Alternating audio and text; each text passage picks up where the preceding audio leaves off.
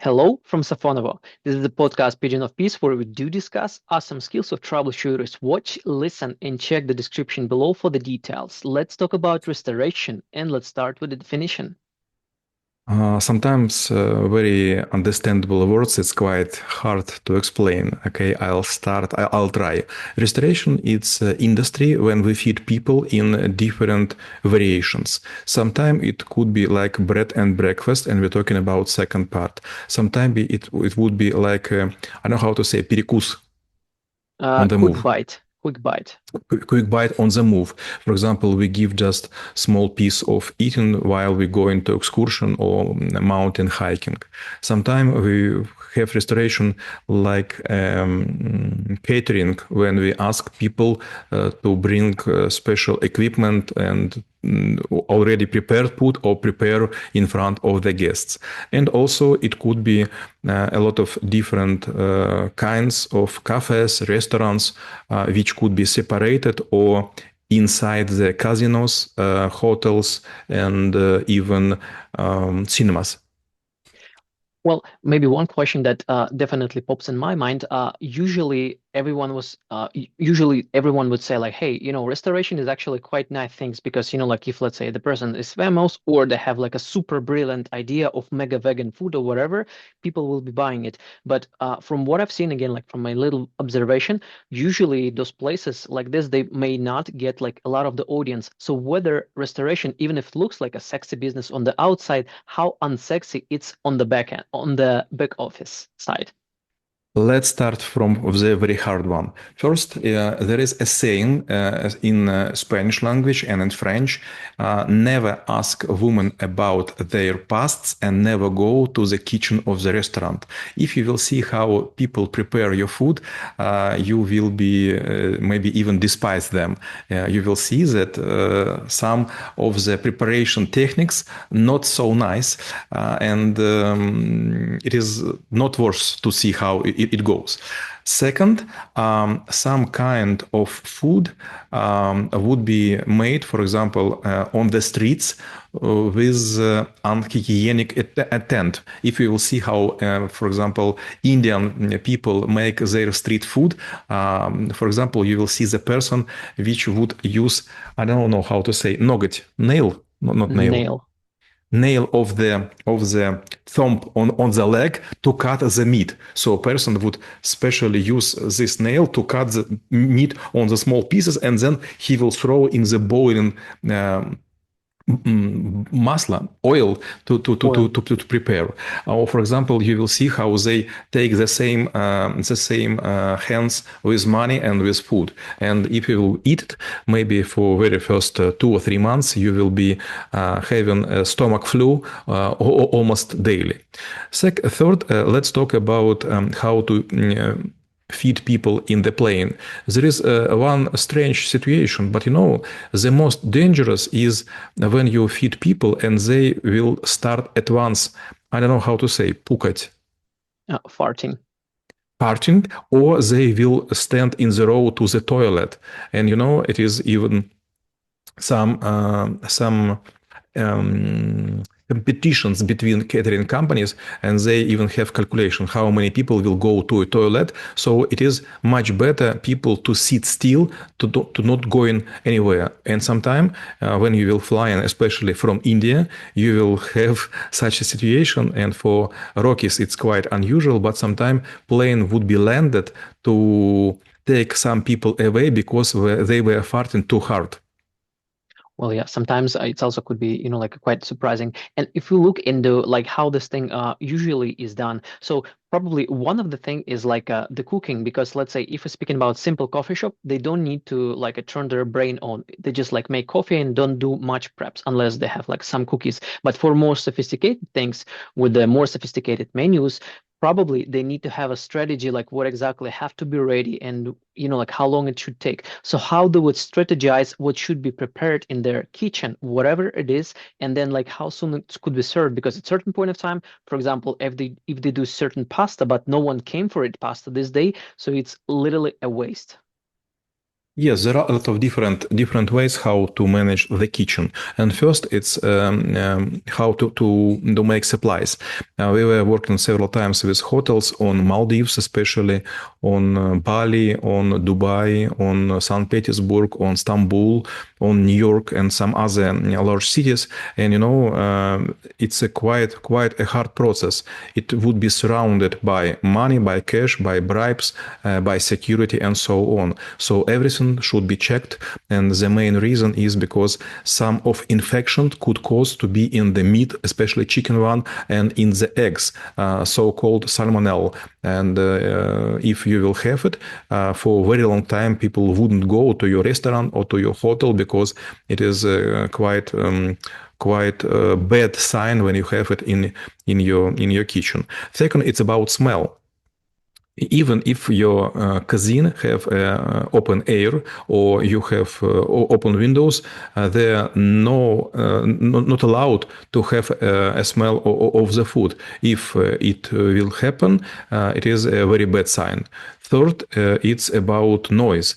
For example, there is a lot of different ways, like teppanyaki tables in Japan, when people prepare food in front of you and they will throw some pieces in your mouth, or they would make fire burn shows and so on, and people like it. But for example, if you are going to quiet sushi or so named like cutting big tuna, there's more than show than the kitchen, and people will go just once. Usually it's Thursday, and a lot of people came, and for example in Japan, some of blue yellowfin tuna would be bought for amount of money like 7 up to 800,000 US dollars, and that's a very huge fish would be cut with a team of 3 people, and it take like 1 hour, and people wait to have a small pieces of different parts of the body of this fish.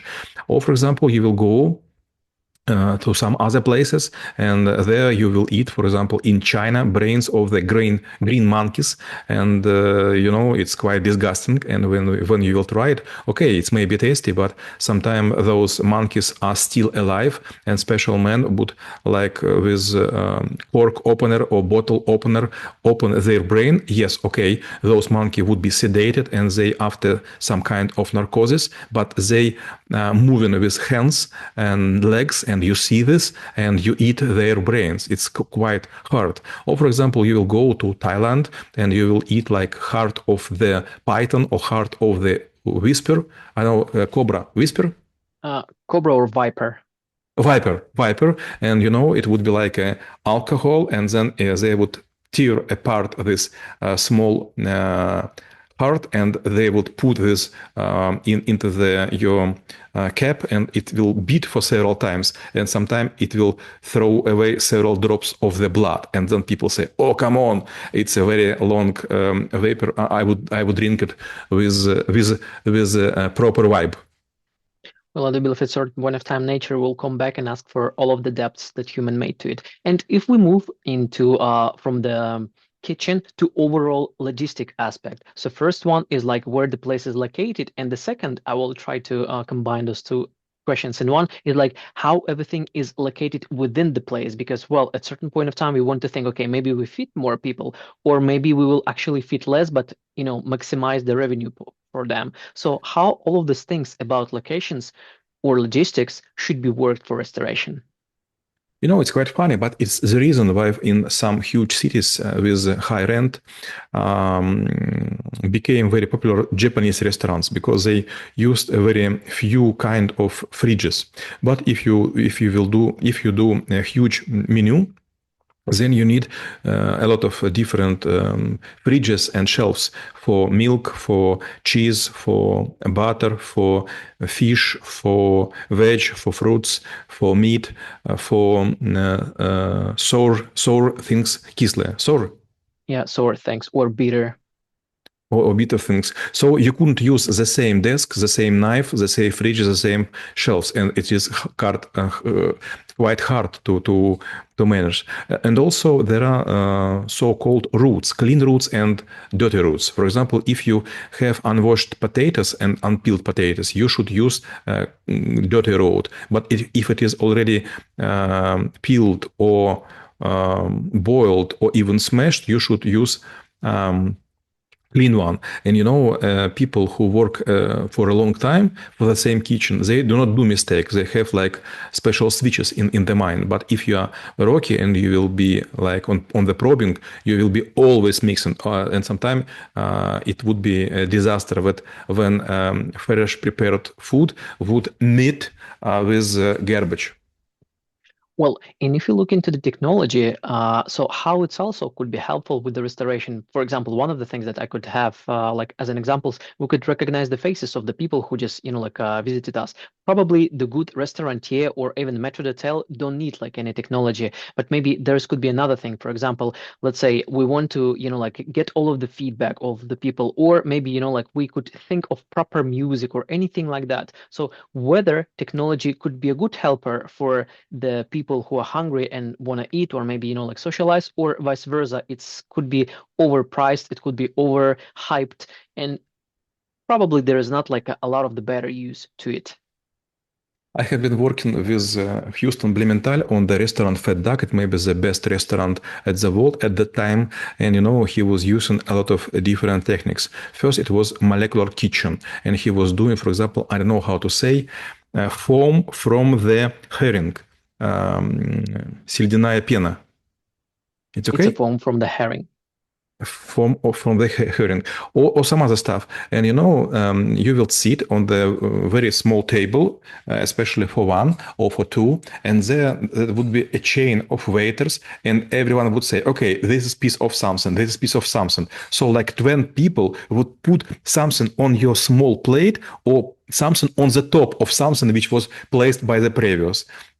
And when you start to eat, you will be asked, and special person would give you earphones, and you will hear special music. And then it would be even some elimination show. And then you will eat something, and what's funny? You will eat something very soft, but in the eyes it would be like you are eating iceberg salad with so crunchy noises. And I was asking this Houston Blumenthal, why are you doing this? And he was saying, if people hear the crunch noise, they think that it is fresh. But when the food is mashed, it is no way how to show that it is fresh. So we make it from the sound. Well, and then my last question will be how knowing about restoration could help to make this world a better place.